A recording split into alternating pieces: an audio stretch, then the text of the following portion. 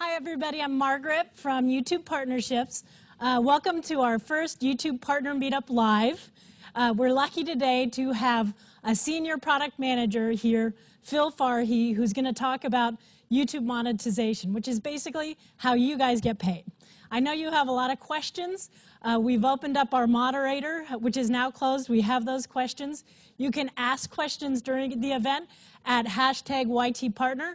And also leave comments. We're going to be looking at those during the presentation, and I'm going to come back at the end with your moderator questions, your Twitter questions, and also the comments section questions. The one thing also I wanted to let you know is we just launched the Partner Hub on Twitter, so if you're a YouTube partner, you should follow us at Partner Hub. So now I'd like to welcome Phil Farhi. Thanks, Margaret.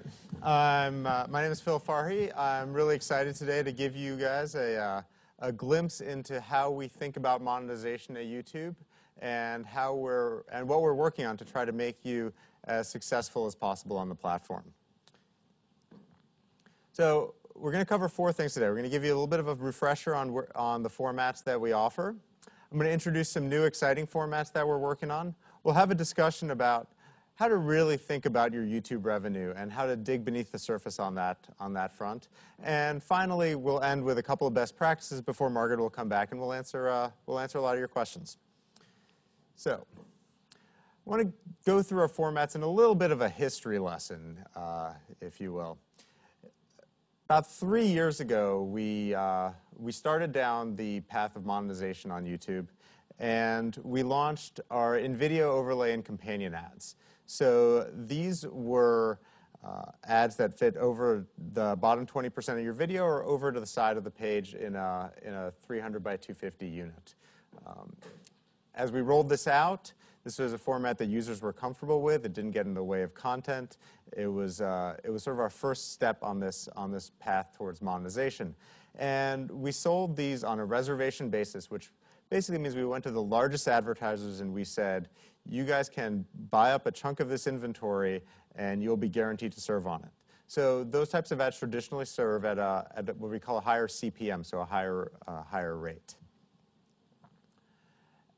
As these formats took off, we then thought, well, how do we open these up to more advertisers? And this is when we rolled out our AdSense ads. So you may have seen them as AFV overlays. These are very similar formats in terms of how they look on your videos to the overlay and companion that we talked about, but they come from a very different advertiser base. So with AdSense ads, we open up YouTube inventory to all AdWords advertisers. So we are now selling ads not just to the world's largest advertisers, but down to the smallest advertisers, very similar to the way Google might sell ads on Google search pages. So these were very similar formats, and as we went out to a broader pool of advertisers, you start to see a wider range of CPMs. So we started selling to smaller advertisers, but that had the advantage of ensuring that we had ads to show on every view that you were allowing us to show ads on. After we rolled those out, we started to get a little bit more aggressive with our monetization, and about 1.5 years to almost 2 years ago, we rolled out in-stream ads. And these are ads that are closer to what you might expect to see on TV. So it could be a 15-second ad that plays before your content, and then people go through to watch your videos. Now, because it's similar to TV, that brought in yet a new wave of type of advertiser who are willing to pay, again, higher CPMs in order to appear against your content. And we learned something from the first wave of formats, and we enabled this both on a reservation basis as well as on an auction basis through AdSense. So now we've rolled out in-stream ads to a wide variety of advertisers and gave you, our partners, the choice of which formats you wanted. Now, I'm going to take a little sidetrack now and talk about another set of formats that we developed on our search pages, which normally are not of as much interest to our partners, but in this case, you'll see how some of our learnings there are helping us evolve our formats. So at about the same time that we launched in-stream ads, we launched something called promoted videos. And these are ads that are similar to search ads on Google.com, but they're search ads on YouTube.com, where partners or advertisers who have videos who want to drive more views are able to bid on keywords to have their ads show up against certain queries.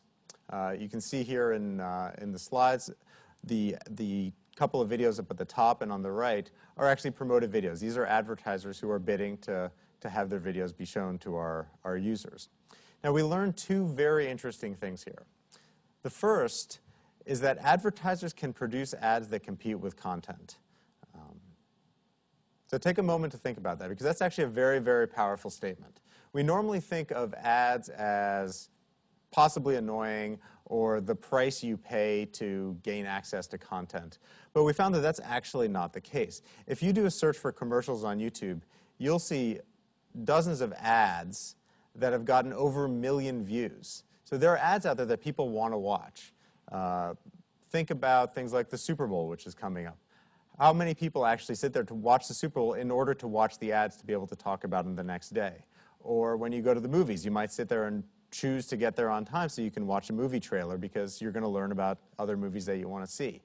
So what we saw when we rolled out promoted videos was not only that that was limited to the Super Bowl advertisers and movie trailers, but that the YouTube community was actually capable of producing very compelling video ads that people wanted to watch, that were entertaining, relevant, and engaging.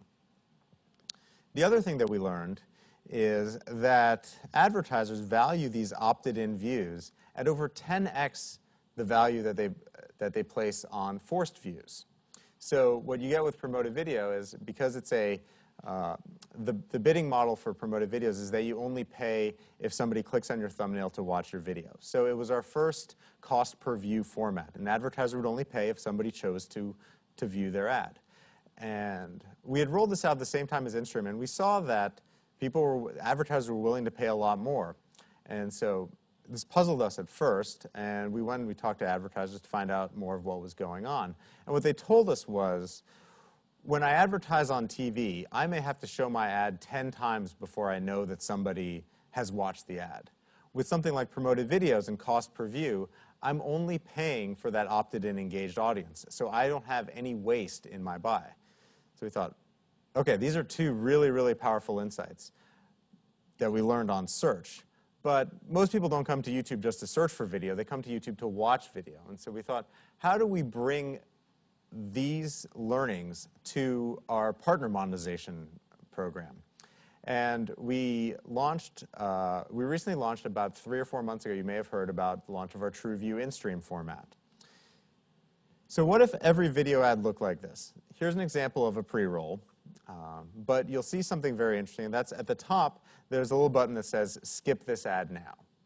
So imagine that you, as a user, you're coming to a YouTube video, you're going to sit down, and a pre-roll starts. And then 5 seconds into it, you see the skip this ad now button. Now, if it's an interesting or relevant or engaging ad, because remember, there are ads out there that compete with content, then you might choose to watch it. And if it's not interesting or relevant or engaging to you, you would skip the ad and be able to go straight through to your show. So this is taking that idea of a cost per view ad and bringing it to the video watching experience. So we rolled this out a few months ago in some experiments and some betas, and we've seen some really interesting, great advertiser success out of this and are now rolling this out far more aggressively. So actually, over the next couple of days, you should be seeing in a lot of your accounts the option to opt into TrueView advertising. And for those of you who are already opted into InStream, because this is a less interruptive format, we'll automatically be opting you in. So before we move on, I want to just stop and pause on a couple of key TrueView lessons here, because this is it's a very new direction for us, and it can sometimes cause a little bit of confusion with our partners. So the key things I'd like you to take away from this are, first, remember that TrueView competes with other ad formats so that these ads always represent incremental revenue. I get a lot of people who come up to me who are afraid, wait, you're going to let somebody skip my ad? Then I'm never going to get paid. And that's not actually how it works. The way it works is we're building up systems that predict who will want to view which ads. And so we built up a system that will reward good ads so that we only serve those against your content. So remember, always keep in mind that with the way we're doing things in an auction, a TrueView ad will only win if it can make you more revenue than another ad. So these are all incremental revenue. The other thing to keep in mind is that these ads are less interruptive than in-stream ads. So whereas in normal pre-roll, you have to sit there through the full 15 seconds, and that can sometimes drive people away from your content, depending on what they're expecting. With TrueView, 5 seconds in, they can just skip the ad if it's not relevant. So you will find that there actually is far less of an audience impact with TrueView than with in-stream.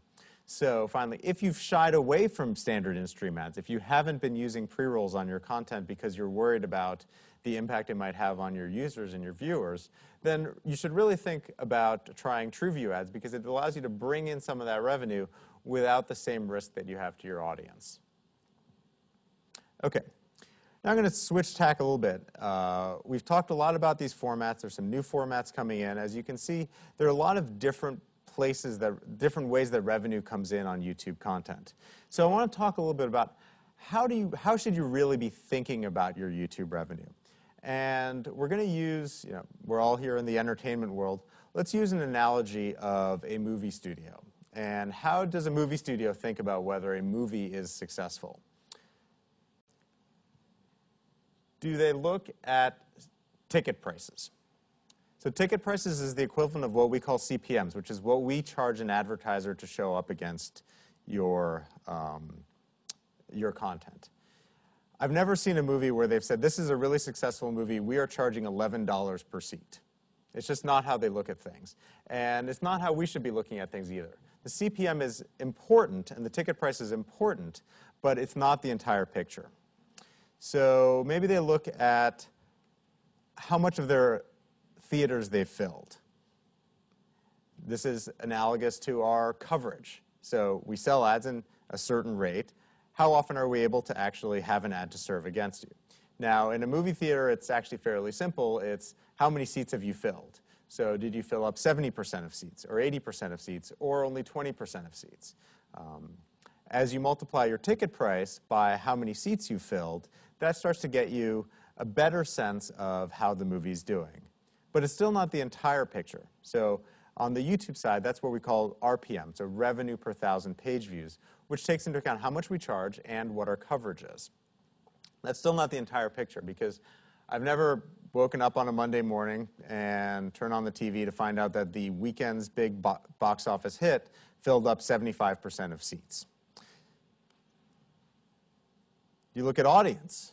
That throws in a new twist into this picture.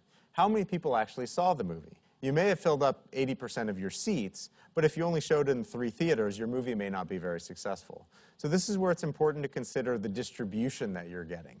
So the YouTube analogy is think about how many views are you getting, as well as where are you getting those views. So YouTube is a very powerful global platform, and we're often getting global distribution for partners in YouTube stars. So you're not just getting views in the US, you're actually getting views around the world. And if you think about that from a movie perspective, a movie studio isn't just distributing their movies in one city or one country. They're distributing them globally, and they're looking at how all this fits together. So the most important thing to think about when you're looking at revenue is actually revenue. And look at the overall amount of revenue that you're making off of an asset that you produce. Right? So the same way a movie studio will spend a lot of money to create a movie, and we'll look at how much money that movie has made. You should look at, when I create an asset, when I create a video, how much overall revenue can I make on that video? Taking into account things like CPMs, the price that we're charging advertisers, but also coverage and RPM, so how often are we showing an ad, and also where and how broadly are we able to distribute that content. So in a lot of cases, we're able to distribute content to markets that don't have as developed an ad industry, or markets where you would otherwise never be able to get distribution. And think of all of these incremental things against the different formats that we're offering. Now, I realize this is a more complicated or nuanced view of your revenue than we've traditionally talked about, but as YouTube grows and as we roll out these new formats, these lessons are going to be important to really understand the performance of how we're working for you. I want to give you some examples now of show you what happens if you look at things properly and what happens if how dangerous it can be to look at your revenue against the wrong metrics. So I call this a tale of two partners. First one is the bad. So here's an example of a partner that focused exclusively on RPMs, on the revenue per 1,000 page views that they were making. They were tracking how they were doing over time. It was increasing. It went from 1 to 5 over the course of 6 or 7 months. In some places, this gets you, in a lot of the media world, this gets you a promotion. You're doing really great.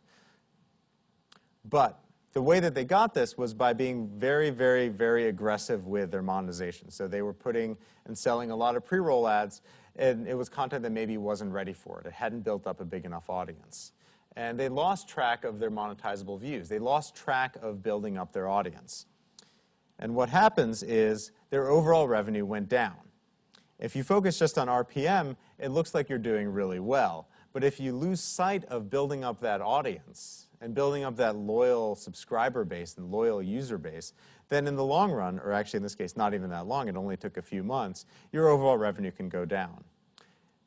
Meanwhile, we have the good, a partner who was not as focused on, who was not as singularly focused on RPMs. That wasn't the only metric that they were looking at. They were really focused on increasing their views and building up their audience.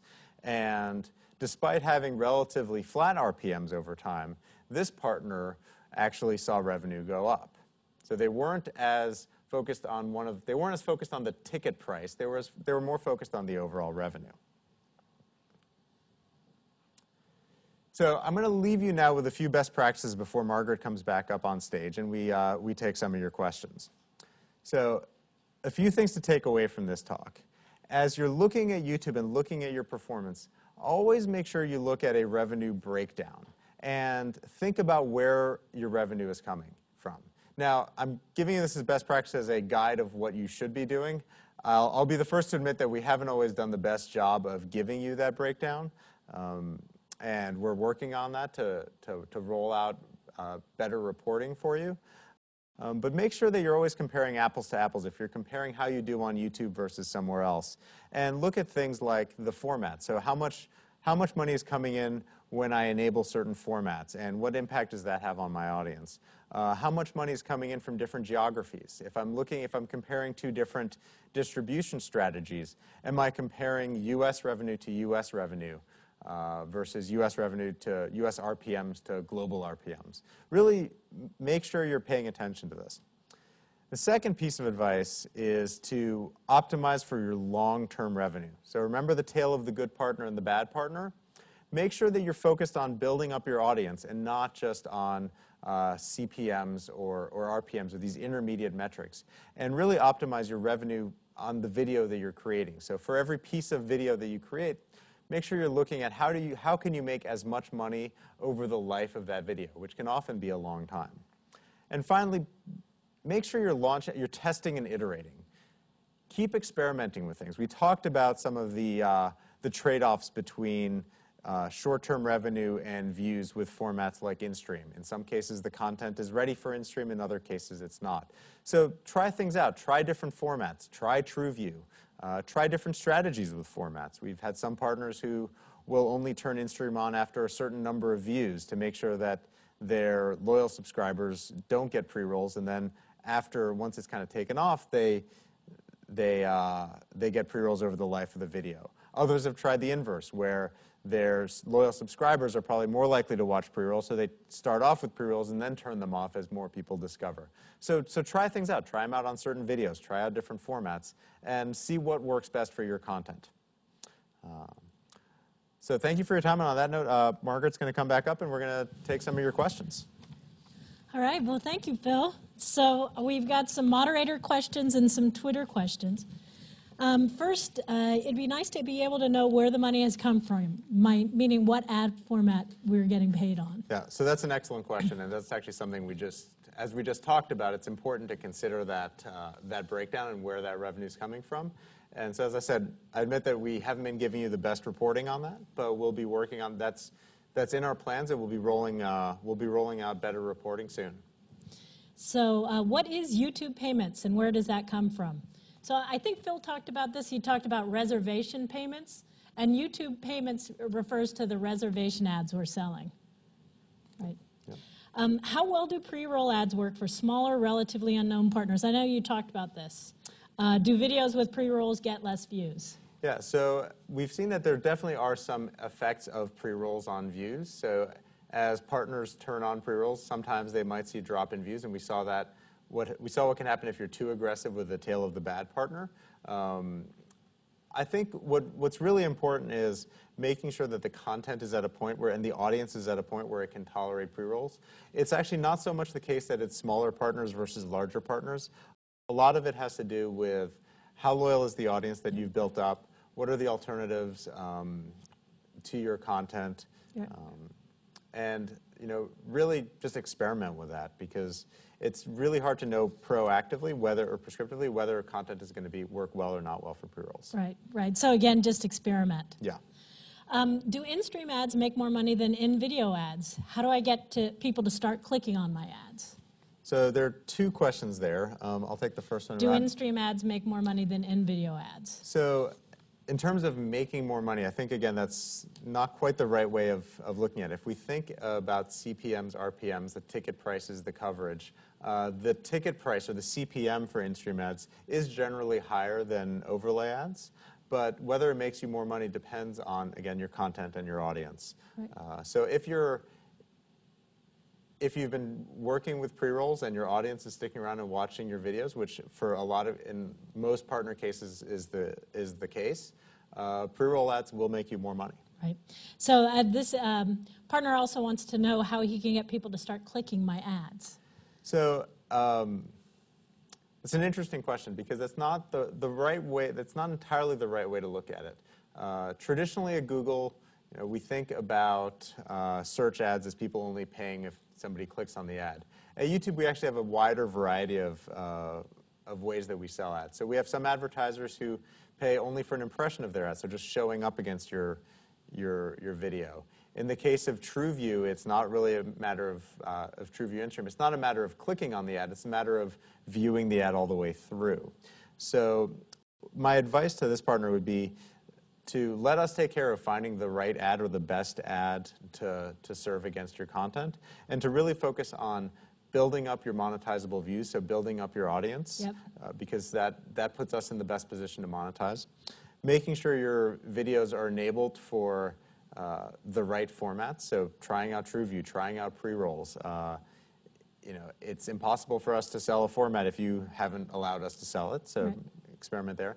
And the last point would be to think about your metadata. So make sure that your metadata is up to date and accurate, so that advertisers can easily find your video, and that right. we can easily match an ad to your video. Yeah, and we talk about metadata a lot in our partner meetings, and I think what people need to know is the more words you can put around your videos, the better we can target. Because we have all these algorithms who are crawling your content, and we can't watch the video, but we can read all the words you put around them, and that's the best way to get better, high-quality ads. Yeah, and one last point, that's not just to put in more words, but to make sure that they're accurate representations of the video, because what you're doing with the metadata is giving us a signal as to who's the user watching that video. Right. And based on that user, we can do a better job of finding the right ad. Yeah, because spam is bad, and we always catch you eventually. Yeah. So it doesn't do any good to have mismatched ads to content. Right.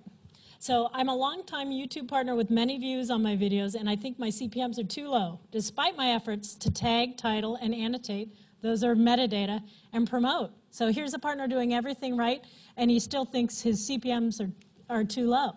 So again, in this case, I'd caution against focusing too much on CPMs. Again, CPMs are the price at which we sell ads, and as we talked about, there's a wide variety of formats and a wide variety of markets that we're operating in. So again, we are on the hook here to deliver better reporting, but I think that if you were to take that look and break it down by format and by geography, you'd see that he's actually probably doing a lot better than he thinks he's doing. I get this a lot from partners where they say, well, so-and-so says, this CPM would be better. But I think what they're not realizing is they're comparing U.S. CPMs to our worldwide ones that we're quoting. Right. The apples to apples is very important when looking at your revenue. Right. Someone approached me and wants to buy ads on my videos. What do I tell them to do? Yeah, so we actually have a tool out there called the video targeting tool. It's at Yep. google.com/video targeting. And so I'd encourage you, if you have advertisers who want to advertise against your video, to have them go to that tool. They can target just your content. They can target specific videos and advertise against you. So it's a good self-service way if you have advertisers who are coming in for them to appear against your content. Yeah. And partners can buy ads against their own videos if they wanted. They could. Yeah. Is there a difference in how YouTube promotes a partner video that has ads on it versus ones that don't have ads? Sure, that's a great question. So we haven't talked much about promotion, the promotion that YouTube will do for you on your behalf. We have a product out there called Featured Videos, which is a promotional tool that we have for partner views. And it is actually based on our ability to monetize your content. So for partner videos that have ads, they enter into our featured video rotation, and we try to drive more traffic to them. I'd actually encourage partners who are monetizing to take a look at insights at their at how people are discovering their videos, and they'll see a breakdown of featured videos, which is a good sign of how much promotion we're driving to you. Yeah, and so a lot of partners ask this. Any partner who has ads enabled is getting promotion from YouTube. That's true. Right. That's correct. So, Andre's a new YouTube partner and would like to know the average amount of money earned per click view of an ad for each specific type of advertisement. For instance, in-stream advertising and video advertising. Right. So again, I think that CPMs are not exactly the right way to look at it. I think as a general rule, in-stream ads command a higher CPM in terms of the ticket price that we're able to charge.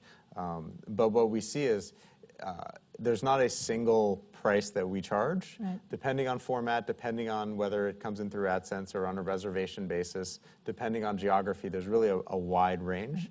Right. And you should know that what we're doing is we're optimizing to maximize your revenue in that case. Right. And to really consider all of those elements. Right. And to go back to metadata, the more information partners can give us about their videos, the better we can target them with higher CPM ads. Absolutely. Right. How many subscribers do you need to get paid? So it's an interesting question because our payouts are not at all tied to subscribers. You can have no subscribers as long as people are watching your videos and be making money. There's an interesting subtext there, though, in that, as we discussed, an important thing to consider is audience. And subscribers can often be a great way to build up a long-term audience. So I wouldn't think about building up subscribers in terms of this will directly lead to more money because I get paid per subscriber. But think of it as this is a great way to build up a long-term audience, a loyal audience, so that I get more monetizable views. Yep, yep. Most of the time in AdSense, the pay for an ad is pretty low. Is it because something I'm doing? Again, this is a case of looking at a blended overall RPM. So a lot of times what we're putting in our reports with AdSense is a blend across formats, across geographies, keeping in mind that we have a very, very broad distribution network. So if you look at it just in terms of coverage, it may not look like we're doing that well, but if you were to focus in on just certain geographies, certain formats, or take out things like promotion, right, that number might increase, but would not necessarily lead to more money. Mm-hmm. So going back to the movie analogy, imagine a movie that there might be some movies where they stay in the theaters for only 2 weeks. They fill up the theaters, and then they're done, they pull it. Versus other movies where they might leave them in the theaters for months and months, where maybe on month 3 or 4 they're not filling up the full theater, but they're still getting incremental tickets and incremental revenue. eCPM growth has been phenomenal over the past 6 months, and we call that RPM, right? Right. So RPM growth has been phenomenal for the last 6 months. Do you expect this growth to continue? What are your strategies for a good new year? Sure. So that's a good question. So we've been making great strides, especially in sales of all these new formats. Initiatives like TrueView are really geared towards increasing RPMs for partners. So bringing in more advertisers in more friendly formats to users is our main efforts right now, and we'll be rolling this out. We've had a lot of success with bringing on new advertisers onto the platform. So TrueView is going to be one of the important ways in which we bring all of our new promoted video advertisers to our partner watch. So Johnny Paula wants to know, TrueView ads are great, but is there a way to opt in only to TrueView ads? There is actually. So over the course of the next couple of days, you'll be seeing this, this option in your account, where if you're not opting into an in-stream ad, you can opt into a TrueView ad. So if you're only interested in TrueView in-stream because you think that standard in-stream might be too interruptive, then you will have that option, yes. The ReallyRick wants to know, as a partner, do subject matter of my videos determine what ads are shown? The subject matter of your video can. So in a couple of ways. So in some cases, with AdSense, we might be contextually matching ads to your video. So if you have a how-to video about fixing a toilet, we might be showing you ads for plumbers. In other cases, though, it's important in an indirect way, in that depending on the subject matter of your video, you might be drawing a different type of audience. And we have advertisers who are looking for certain audiences who may flock more to your video if your audience matches their target audience. Yeah, great. Well, Phil, thank you very much for doing this live stream, and thank you guys for attending. Leave your comments in the section below. You can also tweet us at Partner Hub. If you liked it, let us know. We'll try and do more of these. Thanks again.